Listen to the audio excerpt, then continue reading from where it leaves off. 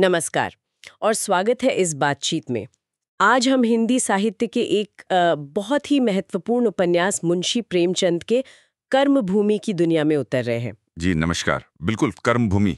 हमारे सामने कर्मभूमि से जुड़ी कुछ अहम जानकारियां हैं और कुछ विश्लेषण भी। हाँ। खासकर इसके संघर्ष और सामाजिक बदलाव वाले जो पहलू हैं उन पर हम ध्यान देंगे। हाँ बिल्कुल। देखिए, 1932 में छपी ये कहानी ये सिर्फ एक नॉवेल नहीं है, ये उस वक्त के हिंदुस्तान का एक आईना है ना? सही कहा, बिल्कुल। हमारा मकसद है इसके किरदारों की जो जद्दोजहद है, उनके संघर्ष और इसका जो गहरा सामाजिक संदेश है उसे समझना, और आज भी इसकी क्या अहमियत है ये भी देखना। ये कहानी यथार्थ और राष्ट्रवाद की भावना से मतलब एकदम भरी हुई है। हाँ, पूरी तरह से। सोचिए जरा वो दौर, आजादी की लड़ाई तेज हो रही थी, समाज वो पुरानी रूढ़ियों और नई सोच के बीच जैसे फंसा हुआ था। बिल्कुल, एक संक्रमण का दौर था। प्रेमचंद हमें सीधे कहानी के दिल में ले जाते हैं। एक नौजवान सुधारक अमरकांत की कहानी जो समाज के अन्याय और अंग्रेजी हुकूमत दोनों के खिलाफ आवाज उठाता है। तो चलिए इस कहानी की परतों को धीरे धीरे खोलते हैं। बिल्कुल। और देखिए, कर्मभूमि प्रेमचंद जी के अपने साहित्यिक सफर में भी एक बहुत जरूरी मोड़ है। ये सिर्फ उस जमाने की तस्वीरें नहीं दिखाता, बल्कि इसमें जो मुद्दे उठाए गए हैं, जैसे समाज में बराबरी का सवाल है ना, अहिंसा का रास्ता, अपने उसूलों के लिए लड़ने का जज्बा, ये सब बातें आज भी उतनी मायने रखती हैं। हाँ, ये तो है। और हाँ, गांधी जी की सोच का गहरा असर तो इस नॉवल पर साफ नजर आता है। पर दिलचस्प यह है कि प्रेमचंद उसे अपने किरदारों के जरिए कैसे जमीन पर उतारते हैं, वो देखने लायक है। अच्छा, तो कहानी हमें ले चलती है उत्तर प्रदेश के एक कस्बे में। हमारा हीरो है अमरकांत जी। पढ़ा लिखा, जोशीला, आदर्शों से भरा हुआ नौजवान। गांधी जी के विचारों का उस पर गहरा असर है।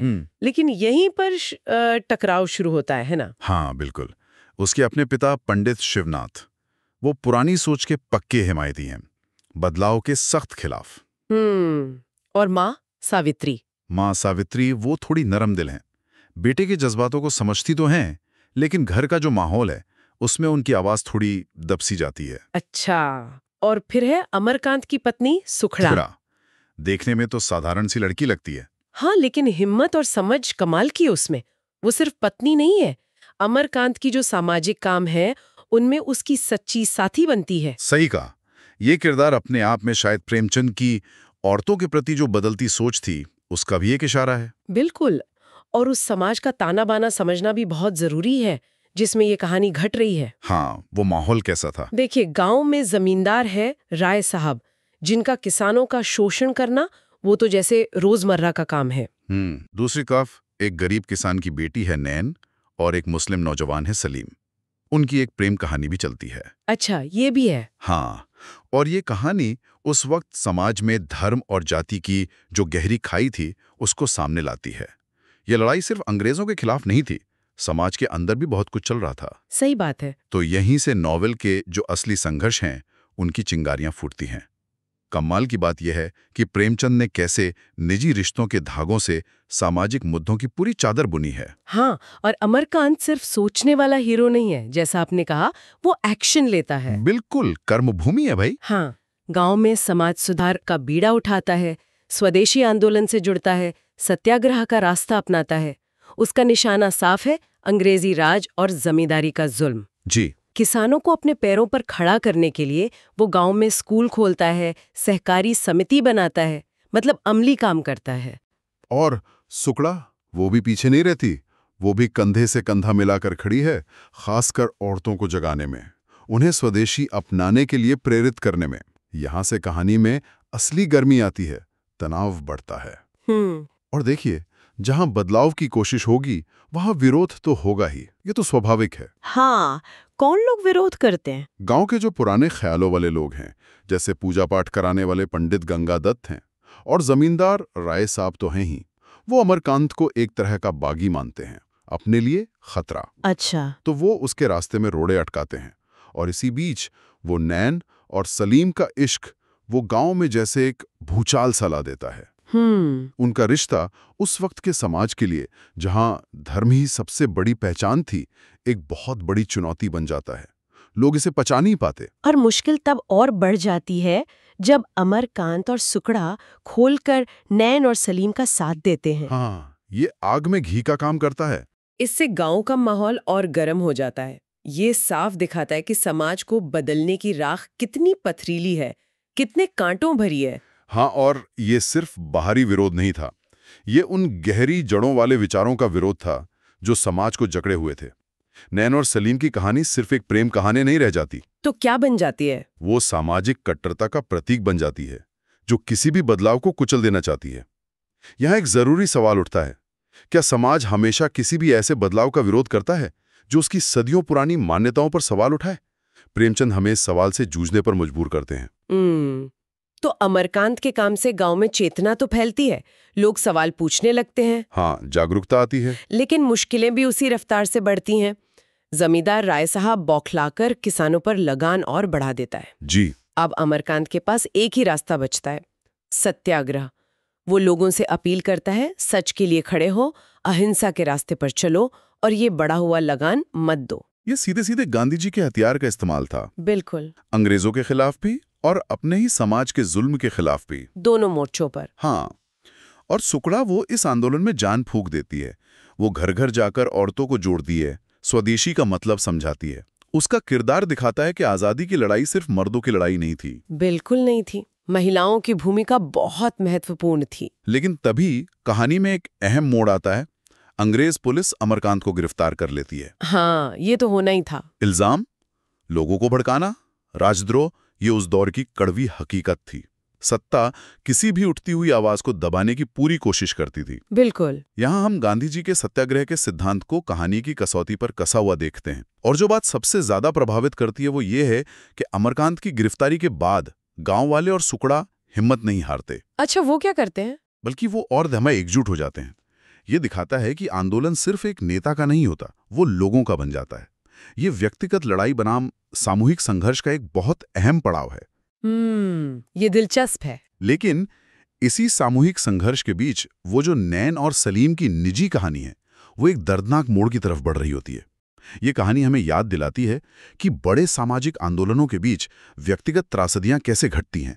हाँ। और सामाजिक दबाव कितना क्रूर हो सकता है। अगर हम इसे बड़े फलक पर देखें तो ये अहिंसक प्रतिरोध की कीमत क्या होती है, और व्यक्तिगत प्रेम बनाम सामाजिक नियमों का जो अटूट टकराव है, उसे बहुत शिद्दत से दिखाता है। और फिर आंदोलन जैसे जैसे तेज होता है, जमींदार और उसके आदमी बर्दाश्त नहीं कर पाते। हाँ, उनकी हिंसा बढ़ जाती है। वो हिंसा पर उतर आते हैं आंदोलन को कुचलने के लिए। और इसी मारकाट, इसी उथल पुथल के बीच वो हो जाता है जिसका डर था, नैन की हत्या। हाँ, नैन की बेरहमी से हत्या कर दी जाती है। सलीम तो जैसे जीता जागता मुर्दा बन जाता है। ये खबर जेल में बंद अमरकांत और बाहर अकेले संघर्ष कर रही सुकड़ा को अंदर तक हिला देती है। बहुत ही मार्मिक क्षण है ये उपन्यास का। सोचिए, इतनी बड़ी व्यक्तिगत चोट के बाद भी अमरकांत जेल की कालकोठरी में अपने सत्य और अहिंसा के उसूलों पर डटा रहता है। हाँ, ये उसके किरदार की मजबूती है। ये उसके किरदार की वो मजबूती है जो शायद प्रेमचंद दिखाना चाहते थे कि बाहरी जुल्म इंसान के अंदर की सच्चाई को मिटा नहीं सकता। लेकिन ये कितना मुश्किल रहा होगा। बहुत मुश्किल। ये नॉवल का शायद सबसे दर्दनाक और मार्मिक हिस्सा है। ये बलिदान के विषय को बहुत गहराई से सामने लाता है। नैन की मौत सिर्फ एक हत्या नहीं है। तो क्या है? वो उस समाज की कट्टरता और बेरहमी पर प्रेमचंद की सबसे तीखी टिप्पणी है। और यहीं सुकड़ा का किरदार और निखर कर आता है। कैसे? वो अपने दुख को पीकर भी आंदोलन की लौ को बुझने नहीं देती। कमाल की हिम्मत है उसमें। एक और दिलचस्प बदलाव हम देखते हैं अमरकांत के पिता पंडित शिवनाथ में। अच्छा। वो बदलते हैं, धीरे धीरे ही सही, लेकिन वो अपने बेटे के रास्ते, उसके उसूलों को कुछ कुछ समझने लगते हैं। ये दिखाता है कि पीढ़ीगत सोच बदल सकती है, लेकिन ये प्रक्रिया बहुत धीमी और अक्सर दर्दनाक होती है। पर व्यवस्था, उसका क्या? पर व्यवस्था का शिकंजा ढीला नहीं पड़ता। अमरकांत पर मुकदमा चलता है और उसे लंबी सजा हो जाती है। प्रेमचंद यहाँ कोई आसान जीत नहीं दिखाते। वो ये बताते हैं कि व्यवस्था से टकराने की भारी कीमत चुकानी पड़ती है। तो नॉवल का अंत कैसा है? क्या उम्मीद जगाता है? अंत उम्मीद जगाता है, लेकिन उसमें एक कसक भी है, एक उदासी की छाया भी है। अच्छा। सालों बाद अमरकांत जेल से छूटकर गांव लौटता है। वो और सुकड़ा फिर से उसी काम में जुट जाते हैं, समाज सुधार, स्वदेशी आंदोलन। मतलब हार नहीं मानते? बिल्कुल नहीं। गांव में धीरे धीरे ही सही कुछ बदलाव नजर आने लगता है। किसान पहले से ज्यादा जागरूक और आत्मनिर्भर महसूस करते हैं। तो इस पूरी कहानी का निचोड़ क्या है? क्या संदेश देना चाहते थे प्रेमचंद? निचोड़ शायद नॉवल के नाम में ही छिपा है, कर्मभूमि। कर्मभूमि। हाँ, ये दुनिया कर्म का मैदान है, जहां इंसान को अपने आदर्शों, अपनी सच्चाई के लिए लगातार जूझना पड़ता है, लड़ना पड़ता है, चाहे नतीजा कुछ भी हो, चाहे कितनी भी मुश्किलें आएं। प्रेमचंद ने इस कहानी के जरिए उस वक्त के सामंती शोषण, जमींदारी के जुल्म, जातिवाद के जहर, धार्मिक पाखंड और अंग्रेजी गुलामी, इन सब की खुलकर आलोचना की। और सकारात्मक पहलू। और साथ ही उन्होंने गांधी जी के मूल्यों, अहिंसा, सत्याग्रह, समाज में बराबरी को कहानी में गूंथ दिया। सुखड़ा के मजबूत किरदार के जरिए उन्होंने स्त्री शक्ति को भी उभारा। और नैन और सलीम की कहानी? वो एक दुखद याद दिलाती रहती है कि समाज की बुरी रीतियां कितनी जानलेवा हो सकती हैं। प्रेमचंद की भाषा बिल्कुल सीधी, सरल, लेकिन इतनी असरदार है कि वो उस दौर के भारत की जीती जागती तस्वीर हमारी आंखों के सामने खड़ी कर देती है। ये सिर्फ एक कहानी नहीं, ये उस दौर का एक सामाजिक दस्तावेज भी है। बिल्कुल। तो ये थी कर्मभूमि की दुनिया की एक झलक, जहां आदर्शों का टकराव है, समाज की कठिन चुनौतियां हैं, व्यक्तिगत बलिदान की कहानियां हैं और बदलाव की एक धीमी लेकिन कभी न हार मानने वाली उम्मीद है। बिल्कुल। प्रेमचंद हमें सोचने पर मजबूर कर जाते हैं। इस कहानी के किरदारों, उनके बलिदानों को देखकर जहन में सवाल उठता है, आज के जमाने में अपने उसूलों के लिए, सामाजिक न्याय के लिए खड़े होने का मतलब क्या है? हाँ, ये बड़ा सवाल है। प्रेमचंद ने जिस सामाजिक बदलाव का सपना कर्मभूमि में देखा था, वो सपना आज कितना पूरा हुआ है और कितना बाकी है? ये एक ऐसा सवाल है जिसे पाठक कहानी खत्म होने के बाद भी अपने साथ ले जा सकता है, सोच सकता है। बिल्कुल। तो इसी गहरे विचार के साथ आज की इस चर्चा को यहीं समाप्त करते हैं। जी।